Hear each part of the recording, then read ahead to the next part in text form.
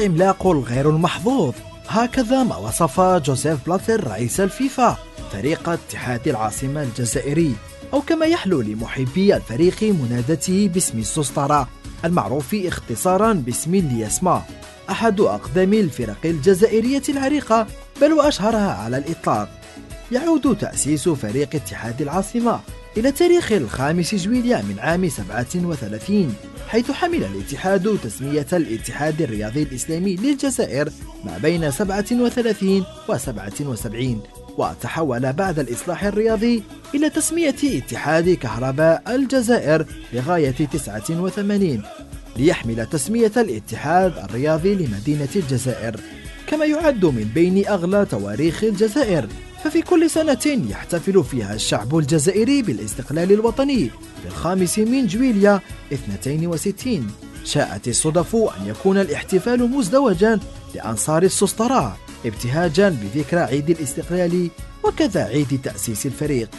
فبعد مد وجزر ومعاناة كبيرة شهدها الفريق من عوائق جسيمة كان يفرضها الاحتلال الفرنسي الغاشم، الذي وقف الند للند في وجه شخصية رياضية بارزة سعت جاهدة كي يظهر النادي للنور، وما كان على المستعمر إلا الرضوخ للأمر الواقع.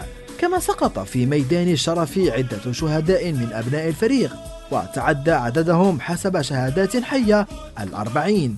حمل الاتحاد اللونين الأحمر والعنابي عند تأسيسه قبل أن يتحول للأحمر والأسود حدادا على ضحايا مجزرة 8 ماي 45 ليكون في ثوب الروسينيري.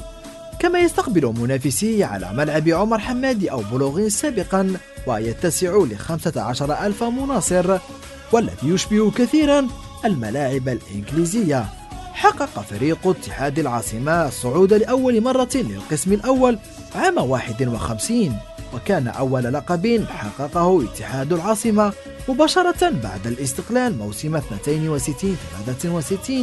ليكون بذلك أول فريق جزائري يحوز على بطولة وطنية، وكانت آخرها العام الماضي، ليكون في مجموعه 6 بطولات محلية.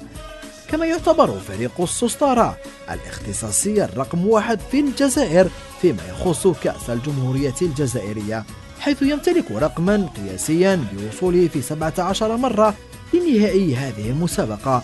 كان نصيبه من هذا 8 كؤوس مناصفة مع فريق وفاق سطيف، كانت أولى كؤوسه عام 81 وآخرها عام 2013.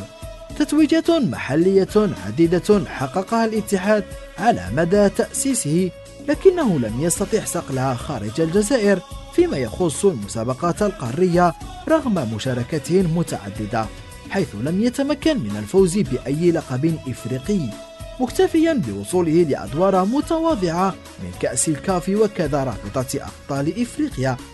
لعل أحسن ما وصل إليه الفريق وصوله نصف نهائي رابطة أبطال إفريقيا في مناسبتين عام 97 و2003، إذ يمتلك الفريق لقبا خارجيا وحيدا هو دوري أبطال العرب الذي حققه قبل سنتين عام 2013، ليكون وصف بلاتر رئيس الفيفا في محله عندما وصف الفريق بالعملاق الغير المحظوظ.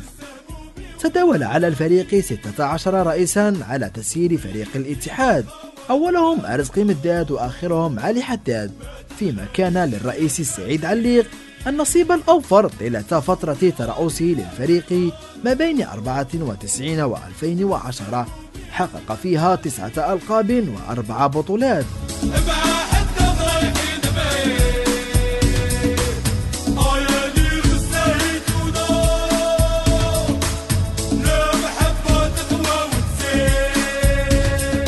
احتل الاتحاد المرتبة 18 في لائحة أفضل الأندية الإفريقية ما بين 2001 و 2010 حسب معهد التاريخ والإحصاء.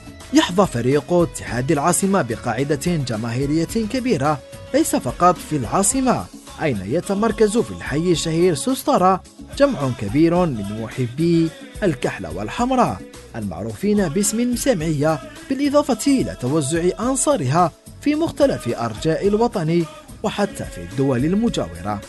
ولم يتميز أنصار الاتحاد عن بقية مناصري النوادي الأخرى بكثرة عددهم فحسب، فبغض النظر عن ذلك فقد اشتهروا بروحهم الرياضية العالية في تقبل الخسارة، وكذا بأسلوب مناصرتهم الحضاري الفريد من نوعه، ما جعلهم يتفوقون على أنصار النوادي الأخرى.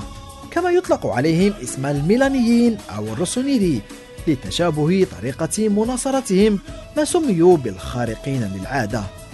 ويطمح فريق اتحاد العاصمة الجزائري هذا الموسم للفوز بالثنائية، وكذا الذهاب بعيدا في منافسة دور أبطال إفريقيا، أين يأمل مناصري السوسطارة في تحقيق أول لقب إفريقي يدخلهم غمار أفراح التتويجات الإفريقية.